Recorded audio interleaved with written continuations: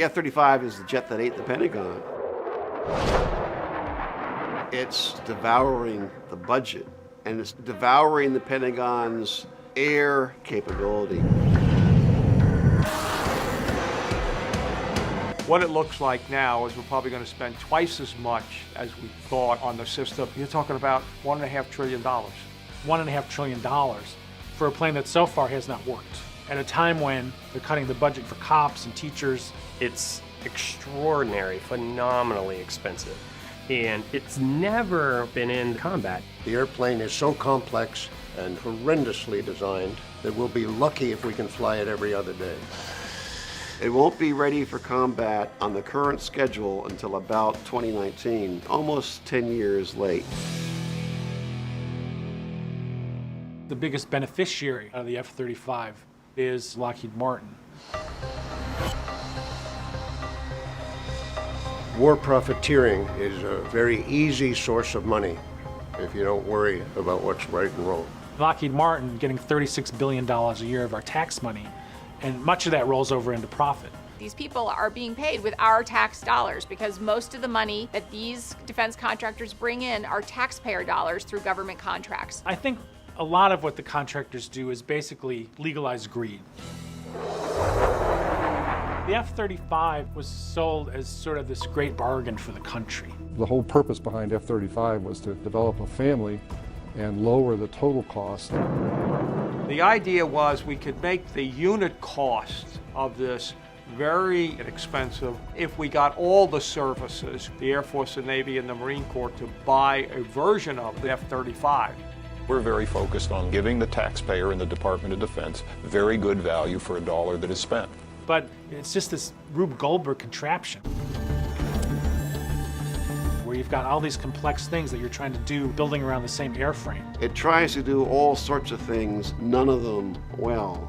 So there was this whole series of things that it could not do. So in that sense, it was probably the worst possible choice in terms of an affordable aircraft. But it's great for Lockheed Martin because they're going to have cost overruns because they're not ready. They don't work yet. And they're going to fix the things later at our expense. But they're already building them in the hundreds. Right from the start, Lockheed had a terrible program plan to make sure that the money flow would never get interrupted. And that was the idea of concurrent development.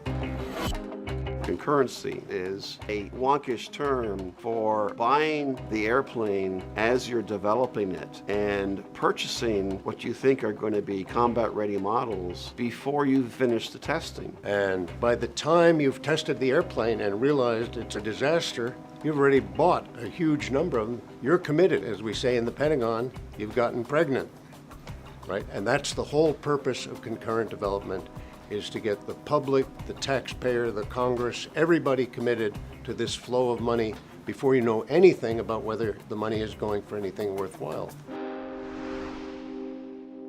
Lockheed Martin is the #1 defense contractor in terms of spending. Since 1989, Lockheed Martin has made more than $21 million in campaign contributions to Congress. So Buck McKeon, for example, who heads the Armed Services Committee in the House, gets $750,000 for his campaigns just since 2009. And then for the defense industry, the lifeblood on Capitol Hill is lobbying. When big defense contractors pay lobbyists in Washington, it's actually some of the best money they spend. The return on their investment tends to be huge. They have 1,000 lobbyists or more, about 2 for every member of Congress. The amount of money that's gone into making sure that this plane kept flying, that the development kept going. There's been so much spent on this in terms of convincing Congress and convincing the American public, too, that this is a wonderful plane. And of course, they're funding about 1 out of every 10 members of Congress as part of the Joint Strike Fighter Caucus. Members who've got maybe part of an engine built here, tire is built there, and they get behind it because they can say, you know, it's jobs for my district. The defense manufacturers are selling big time the jobs they say they're creating. What we found there was that the numbers were grotesquely inflated. In other words, they don't just count line worker riveting wings at the Fort Worth plant, they also count the McDonald's off the plant because somebody going home is going to buy a Big Mac. And that, of course, is a job generated by the F-35, they claim. That's an effort to get the hook in with members of Congress to intimidate them that if they side against the airplane, there's going to be X number of jobs lost. They'd say, oh my goodness, it's going to cost 1 million jobs. Never mind whether it works or not, you know. We got to keep building it because we got to keep people working. But the defense budget is a lousy engine for jobs. If you take any dollar of government spending, education, health, or just tax cuts, you get more bang for the buck than you do in defense. $1 billion it's about 11,000 jobs if you put it into the military. Transportation generates about 17,000 jobs, about 19,000 if you put it into healthcare, even more if you put it into education. Putting all that spending back into the private economy generates more jobs than are generated by military spending. Contractors are all interested in making sure that their programs have smooth sailing through the Pentagon and through Congress, and a key mechanism to make sure that happens is the revolving door. People who are in positions of power in the Pentagon can leave their government jobs where they've been in positions of approving contracts, and after a short cooling off period, can then go to work for the very companies whose contracts they approved. So what this revolving door system does is make sure the F-35 program survives, no matter how screwed up it is.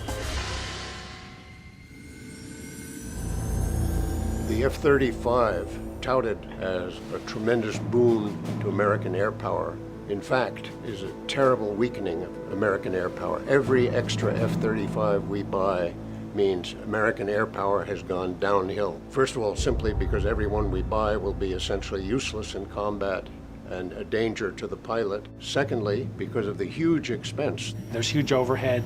They're not adequately audited. We don't know where all that money is going because the program hasn't had that kind of audit and desperately needs that kind of audit.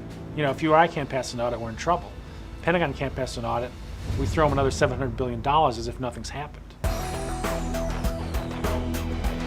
The most important thing people can do about it is to demand the truth, to write to their congressmen about the horrible waste of money, to vote against congressmen who vote for it, and to demand that the media come up with the truth. Cutting defense is the only way to reform this monster.